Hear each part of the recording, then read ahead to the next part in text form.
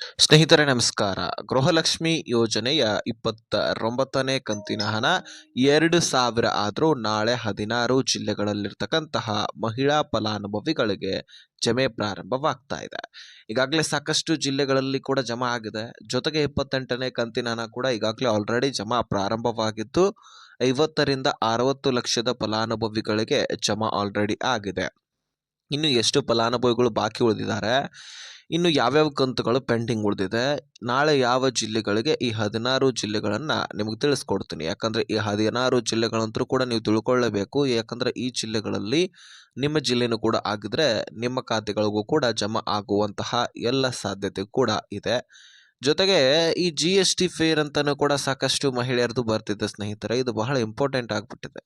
ಯಾಕಂದರೆ ಲಕ್ಷಾಂತರ ಫಲಾನುಭವಿಗಳು GST ಫೇರ್ ಮಾಡ್ತಾ ಇಲ್ಲ ಅಂದರೂ ಸಹಿತ ಅವರದು GST ಫೇರ್ ಅಂತ ತಾಂತ್ರಿಕ ದೋಷದಿಂದ ಕಂಡು ಬರ್ತಾ ಇದೆ. ಹಾಗಾದರೆ ಆ ತಾಂತ್ರಿಕ ದೋಷ ಹೋಗಿಸೋದು ಹೇಗೆ? ನಮಗೆ ಮತ್ತೆ ದುಡ್ಡು ಜಮಾ ಆಗಬೇಕು, ದುಡ್ಡು ಬರೋದು ನಿಲ್ಲಬಾರ್ದು. ಈಗಾಗಲೇ ಸತತವಾಗಿ 4ರಿಂದ 5 ಕಂತುಗಳನ್ನಾದರೂ ಸಚಿವೆ ಲಕ್ಷ್ಮೀ ಹೆಬ್ಬಾಳ್ಕರ್ ಅವರು ನಿಮಗೆ ಕೊಟ್ಟಿದ್ದಾರೆ.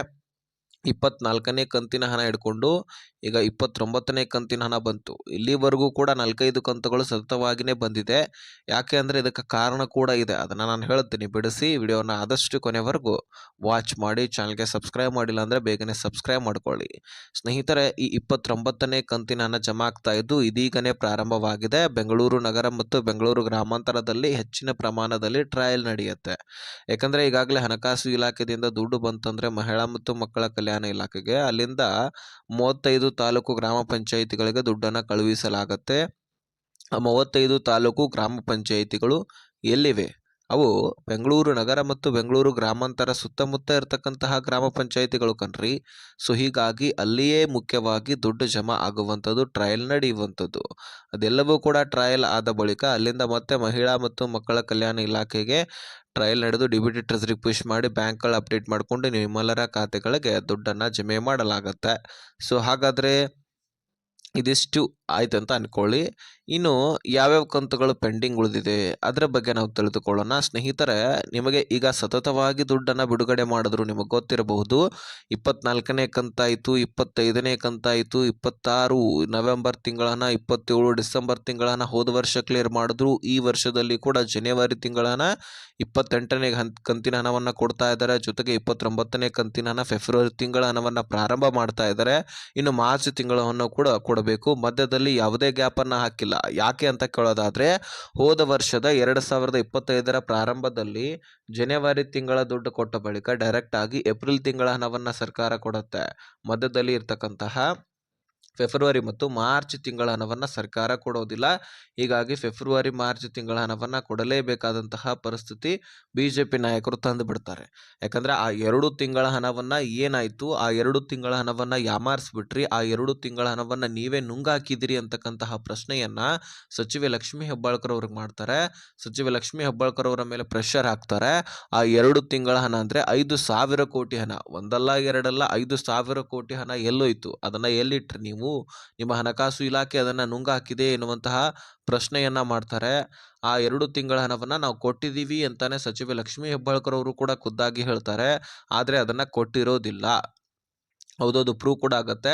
ಸಚಿವೆ ಲಕ್ಷ್ಮೀ ಹೆಬ್ಬಾಳ್ಕರ್ ಅವರು ಮೊಟ್ಟ ಮೊದಲಿಗೆ ಕೊಟ್ಟಿದ್ದೀನಿ ಅಂತಾನೆ ಹೇಳ್ತಾರೆ. ಸಂಬಂಧಪಟ್ಟಂತಹ ಅಧಿಕಾರಿಗಳ ಹತ್ರ ಚರ್ಚೆ ಮಾಡಿದಾಗ ಗೊತ್ತಾಗುತ್ತೆ, ಹೌದು 2 ತಿಂಗಳ ಹಣ ಪೆಂಡಿಂಗ್ ಉಳಿದಿದೆ, ಅವುಗಳನ್ನು ನಾವು ಕೊಡಬೇಕಾಗಿದೆ ಎನ್ನುವಂಥದ್ದು ಕೂಡ ಗೊತ್ತಾಗುತ್ತೆ. ಹೀಗಾಗಿ ಆ 2 ತಿಂಗಳ ಹಣವನ್ನು ನಾನು ಅತಿ ಶೀಘ್ರದಲ್ಲಿ ಕ್ಲಿಯರ್ ಮಾಡ್ತೀನಿ, ತಲೆ ಕೆಡಿಸ್ಕೊಳ್ಳುವಂಥ ಅವಶ್ಯಕತೆ ಇಲ್ಲ, ಎಲ್ಲ ಮಹಿಳೆಯರಿಗೆ ಅವರ ದುಡ್ಡು ಕೊಡ್ತೀನಿ ಅಂತಕ್ಕಂಥದ್ದನ್ನು ಹೇಳ್ತಾರೆ. ಆ ದುಡ್ಡು ಎಲ್ಲಿ ಹೋಗಿಲ್ಲ, ಹಣಕಾಸು ಇಲಾಖೆ ಹತ್ರನೇ ಇದೆ ಅಂತ ಭರವಸೆಯನ್ನು ಕೊಡ್ತಾರೆ. ಹೀಗಾಗಿ 2 ತಿಂಗಳ ಹಣವನ್ನು ಕೂಡ ಕೊಡಲಿದ್ದಾರೆ. ಹೋದ ವರ್ಷದಲ್ಲಿ ಫೆಬ್ರವರಿ ಮಾರ್ಚ್ ತಿಂಗಳ ಹಣ, ಹಾಗೆ ಈ ವರ್ಷದಲ್ಲಿ ಜನವರಿ ಫೆಬ್ರವರಿ ಮಾರ್ಚ್ ಅಂದರೆ 28, 29 ಹಾಗೆ 30ನೇ ಕಂತಿನ ಹಣ. ಸತತವಾಗಿ 5 ತಿಂಗಳ ಹಣ ಇನ್ನೂ ಬರಬೇಕಾಗಿದೆ. ಈಗಾಗಲೇ ಯಾವ ಒಂದು ಕಂತುಗಳನ್ನು ಕೂಡ ಮಿಸ್ ಮಾಡಲಾಗಿಲ್ಲ, ಯಾವ 2 ಕಂತುಗಳನ್ನು ಹೊರತುಪಡಿಸಿ. ಅದೇ ರೀತಿಯಾಗಿ ಈಗ ಸತತವಾಗಿ ನೀವು ನೋಡ್ತಾ ಇದ್ದೀರಿ, ಒಂದಾದ ಮೇಲೆ ಒಂದು ಕಂತುಗಳು, 4ರಿಂದ 5 ಕಂತುಗಳು ಒಂದಾದ ಮೇಲೆ ಒಂದು ಜಮಾ ಆಗ್ತಾ ಬಂದಿದ್ದಾವೆ. ಇದೆಲ್ಲವೂ ಕೂಡ BJP ನಾಯಕರ ಪ್ರೆಷರು, ಅದೇ ರೀತಿಯಾಗಿ ಮಹಿಳೆಯರ ಆಕ್ರೋಶ ಎಲ್ಲವೂ ಕೂಡ ಸರ್ಕಾರದ ಮೇಲೆ ಬಿದ್ದುಬಿಟ್ಟಿದೆ. ಜೊತೆಗೆ ಈಗಾಗಲೇ ಚಳಿಗಾಲದ ಅಧಿವೇಶನ ಆದ ಬಳಿಕ ಈಗ ಮೊನ್ನೆ ತಾನೇ ಮಾರ್ಚ್ನಲ್ಲಿ ಬಜೆಟ್ ಮಂಡನೆ ಆಯಿತು, 6ನೇ ತಾರೀಕು. ಆ ಬಜೆಟ್ ಮಂಡನೆಯಲ್ಲಿ ಕೂಡ ಗೃಹಲಕ್ಷ್ಮಿ ಯೋಜನೆಯಲ್ಲಿ ಯಾವ್ಯಾವ ಕಂತುಗಳನ್ನು ಕೊಡಬೇಕು, ಎಷ್ಟು ಕಂತುಗಳನ್ನು ಕೊಡಬೇಕು ಎಲ್ಲವೂ ಕೂಡ ಚರ್ಚೆ ಆಗಿತ್ತು. ಅದೇ ರೀತಿಯಾಗಿ ಗೃಹಲಕ್ಷ್ಮಿ ಯೋಜನೆಗೋಸ್ಕರ ಸಪ್ರೇಟಾಗಿ ಎಷ್ಟು ದುಡ್ಡು ಬೇಕಾಗತ್ತೋ ಅಷ್ಟೆಲ್ಲವೂ ಕೂಡ ಮೀಸಲಿಡಲಾಗಿದೆ. ಸುಮಾರು 28,608 ಕೋಟಿಯಷ್ಟು ದುಡ್ಡನ್ನು ಮೀಸಲಿಡಲಾಗಿದೆ. ಇಷ್ಟು ದುಡ್ಡನ್ನು ನಿಮ್ಮೆಲ್ಲರ ಖಾತೆಗಳಿಗೆ ಜಮಾ ಮಾಡಲಿಕ್ಕೆ 12 ತಿಂಗಳ ಹಣವನ್ನು ಮೀಸಲಿಡಲಾಗಿದೆ. 12 ತಿಂಗಳ ಹಣಕ್ಕೆ ಕೊರತೆನೇ ಇಲ್ಲ, ನೀವು ತಲೆನೇ ಕೆಡಿಸ್ಕೊಳ್ಳುವಂತಹ ಅವಶ್ಯಕತೆನೇ ಇಲ್ಲ. ಸೊ ಹೀಗಾಗಿ ಸ್ನೇಹಿತರೆ, ಈ ವರ್ಷದಲ್ಲಂತೂ ಯಾವುದೇ ತಿಂಗಳ ಹಣ ಮಿಸ್ ಆಗೋದಿಲ್ಲ. ಹೀಗಾಗಿ ಸತತವಾಗಿಯೇ ಬಿಡುಗಡೆ ಆಗ್ತಕ್ಕಂಥದ್ದು. ಇನ್ನು ಬೆಂಗಳೂರು ನಗರ ಸೇರಿದಂತೆ ಬೆಂಗಳೂರು ಗ್ರಾಮಾಂತರ ನಾಳೆ ಯಾವ ಜಿಲ್ಲೆಗಳಿಗೆ ಬರ್ತಾ ಇದೆ ಅಂದರೆ ಇನ್ನೂ ಹಲವಾರು ಜಿಲ್ಲೆಗಳು: ವಿಜಯನಗರ, ಧಾರವಾಡ, ಬೆಳಗಾವಿ, ಉತ್ತರ ಕನ್ನಡ, ದಕ್ಷಿಣ ಕನ್ನಡ, ದಾವಣಗೆರೆ, ಉಡುಪಿ, ತುಮಕೂರು, ಚಿತ್ರದುರ್ಗ, ಚಿಕ್ಕಮಗಳೂರು, ಶಿವಮೊಗ್ಗ, ಬೀದರ, ಕೊಪ್ಪಳ, ಮಂಡ್ಯ, ಮಂಗಳೂರು, ಚಿಕ್ಕಮಗಳೂರು ಸೇರಿದಂತೆ ಇನ್ನೂ ಹಲವಾರು ಜಿಲ್ಲೆಗಳಿಗೆ ಈ ಗೃಹಲಕ್ಷ್ಮಿ ಯೋಜನೆಯ ದುಡ್ಡು 29ನೇ ಕಂತಿನ ಹಣ ಬರ್ತಾ ಇದೆ. ಸೊ 5 ಕಂತುಗಳ ಬಗ್ಗೆನೂ ಕೂಡ ಕ್ಲಿಯರಿಟಿ ಕೊಟ್ಟಿದ್ದೀನಿ. ಹಣಕಾಸು ಇಲಾಖೆಯ ಮೇಲೇನೂ ಕೂಡ ಪ್ರೆಷರ್ ಇತ್ತು. ಯಾಕಂದರೆ ಹಣಕಾಸು ಇಲಾಖೆ ಸರಿಯಾದ ಸಮಯಕ್ಕೆ ದುಡ್ಡನ್ನು ಕೂಡ ಕೊಡ್ತಾ ಇಲ್ಲ ಅಂತ ಸಚಿವೆ ಲಕ್ಷ್ಮೀ ಹೆಬ್ಬಾಳ್ಕರ್ ಅವರು ಆರೋಪ ಕೂಡ ಮಾಡಿದ್ರು. ಯಾಕಂದರೆ ಸಚಿವೆ ಲಕ್ಷ್ಮೀ ಹೆಬ್ಬಾಳ್ಕರ್ ಅವರು ಈಗಾಗಲೇ ದುಡ್ಡನ್ನು ಕೊಡಬೇಕಂತ ನೋಟಿಸ್ ಅಂತ ಹಣಕಾಸು ಇಲಾಖೆಗೆ ಕಳಿಸ್ತಾ ಇದ್ರಂತೆ. ಆದರೆ ಹಣಕಾಸು ಇಲಾಖೆ ಸರಿಯಾದ ಹೊತ್ತಿಗೆ ಸರಿಯಾದ ಸಮಯಕ್ಕೆ ದುಡ್ಡನ್ನು ಕಳಿಸದೇ ಇರುವಂತಹ ಕಾರಣಕ್ಕಾಗಿ ಈ ಎಲ್ಲ ತೊಂದರೆಗಳು ಉಂಟಾಗಿರ್ತಕ್ಕಂಥದ್ದು. ಇಷ್ಟು ಕಂತುಗಳು ಪೆಂಡಿಂಗ್ ಉಳಿಲಿಕ್ಕೆ ಸಾಧ್ಯ. ಸೊ ಅದೆಲ್ಲವೂ ಕೂಡ ಕ್ಲಿಯರ್ ಮಾಡಬೇಕಂದ್ರೆ ಹಣಕಾಸು ಇಲಾಖೆ ಮುಖ್ಯವಾಗಿ ಸರಿಯಾದ ಸಮಯಕ್ಕೆ ದುಡ್ಡು ಕೊಡಬೇಕು. ಇದೆಲ್ಲವೂ ಕೂಡ ಹಣಕಾಸು ಇಲಾಖೆಯ ಮೇಲೆ ಪ್ರೆಷರ್ ಬಿದ್ದ ಕಾರಣಕ್ಕಾಗಿ ಹಣಕಾಸು ಇಲಾಖೆಯು ಕೂಡ ಒಂದಾದ ಮೇಲೆ ಒಂದು ಕಂತುಗಳನ್ನು ಕೊಡ್ತಾ ಬಂದಿದೆ. ಸೊ ಈಗ ನೀವು 4ರಿಂದ 5 ಕಂತುಗಳನ್ನು ಯಾವುದೇ ತೊಂದರೆ ಇಲ್ಲದೆ ಪಡ್ಕೊಂಡಿದ್ದೀರಿ. ಹೀಗಾಗಿ ಇದರ ಬಗ್ಗೆ ನಿಮಗೆ ಕ್ಲಾರಿಟಿ ಸಿಕ್ಕಿದೆ ಅಂತ ಅನ್ಕೊಳ್ತೀನಿ ಸ್ನೇಹಿತರ. ಇನ್ನು GST ಫೇರ್ ಅಂತಾನೂ ಕೂಡ ಲಕ್ಷಾಂತರ ಫಲಾನುಭವಿಗಳದ್ದು ಬರ್ತಾ ಇದೆ.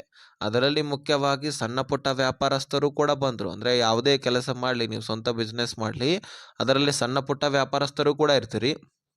ಇನ್ನು ಶ್ರೀಮಂತ ವ್ಯಾಪಾರಸ್ಥರು ಕೂಡ ಇರ್ತೀರಿ. ದೊಡ್ಡ ದೊಡ್ಡ ವ್ಯಾಪಾರಸ್ಥರು ಕೂಡ ಈಗಾಗಲೇ BPL ರೇಷನ್ ಕಾರ್ಡ್ ಇದ್ದಂಥವರು ಅಥವಾ APL ರೇಷನ್ ಕಾರ್ಡ್ ಇದ್ದಂಥವರು ಶ್ರೀಮಂತರು ಆಗಬಾರದಂತೇನಿಲ್ಲಲ್ಲ. ಯಾರು ಬೇಕಾದರೂ ಕೂಡ ಶ್ರೀಮಂತರಾಗಬಹುದು. ಬಿಸ್ನೆಸ್ಸಲ್ಲಿ ಲಾಭ ಕೂಡ ಆಗಬಹುದು, ನಷ್ಟ ಕೂಡ ಆಗಬಹುದು. ಹೀಗಾಗಿ ಸಣ್ಣ ಪುಟ್ಟ ವ್ಯಾಪಾರಸ್ಥರು ಕೂಡ ಇದ್ದಾರೆ, ದೊಡ್ಡ ದೊಡ್ಡ ವ್ಯಾಪಾರಸ್ಥರು ಕೂಡ ಇದ್ದಾರೆ. ಸೊ ಅವರ ಬಗ್ಗೆ ವೆರಿಫಿಕೇಷನ್ ಖುದ್ದಾಗಿ ಸರ್ಕಾರವೇ ಮಾಡಬೇಕಾಗಿದೆ. ಅದಕ್ಕೆ ನೀವು ಮಾಡಬೇಕು ವೆರಿಫಿಕೇಷನ್ ಅಂತಿಲ್ಲ. ನೀವು ಇಲ್ಲಿ ಹೋಗಿ ಡಾಕ್ಯುಮೆಂಟ್ಸ್ ಕೊಡಿ, ಅಲ್ಲಿ ಹೋಗಿ ಕೊಡಿ ಅಂತಾನೂ ಕೂಡ ನಾನು ಹೇಳೋದಿಲ್ಲ. ಖುದ್ದಾಗಿ ಇದ್ರ ಬಗ್ಗೆ ಸರ್ಕಾರವೇ ತನಿಖೆ ಮಾಡುತ್ತೆ, ವೆರಿಫಿಕೇಷನ್ ಮಾಡುತ್ತೆ. ಅದರಲ್ಲಿ ಯಾರು ಸಣ್ಣ ಪುಟ್ಟ ವ್ಯಾಪಾರಸ್ಥರಿದ್ದು GST ಫೇರ್ ಅಂತ ತಾಂತ್ರಿಕ ದೋಷದಿಂದ ಬರ್ತಾ ಇದೆ ನೋಡಿ, ಅವರಿಗೆ ಮತ್ತೆ ದುಡ್ಡನ್ನು ಜಮಾ ಮಾಡ್ತಾರೆ. ಸೊ ಯಾರು ದೊಡ್ಡ ದೊಡ್ಡ ವ್ಯಾಪಾರಸ್ಥರಿದ್ದಾರೆ, ಅವರಿಗೆ ಸರಿಯಾದ ಸಮಯಕ್ಕೆ ದುಡ್ಡು ಈಗಾಗಲೇ ಹೋಗ್ತಾ ಇತ್ತು, ಈಗ ದೊಡ್ಡ ದೊಡ್ಡ ವ್ಯಾಪಾರಸ್ಥರಿದ್ದಾರೆ, GST ಫೇರ್ ಬರ್ತಾ ಇದೆ ಅಂದರೆ ಅವರಿಗೆ ಈ ಯೋಜನೆಯಿಂದ ತೆಗೆದುಹಾಕಲಾಗುತ್ತೆ, ರೇಷನ್ ಕಾರ್ಡ್ ರದ್ದು ಮಾಡಲಾಗುತ್ತೆ. ಸೊ ಕ್ಲಿಯರಿಟಿ ಸಿಕ್ಕಿರಬಹುದು. ನೀವು ಇದಕ್ಕೇನು ಮಾಡುವ ಹಾಗಿಲ್ಲ, ಸರ್ಕಾರವೇ ಖುದ್ದಾಗಿ ವೆರಿಫಿಕೇಷನ್ ಮಾಡುತ್ತೆ. ಸೊ ಈ ಇನ್ಫಾರ್ಮೇಷನನ್ನು ಆದಷ್ಟು ಎಲ್ಲ ಗೃಹಲಕ್ಷ್ಮಿಯರಿಗೆ ಶೇರ್ ಮಾಡಿ. ವಿಡಿಯೋ ನೋಡೋದಕ್ಕೆ ಧನ್ಯವಾದ. ಹಾಗೆ ಸಬ್ಸ್ಕ್ರೈಬ್ ಮಾಡ್ಕೊಳ್ಳಿ.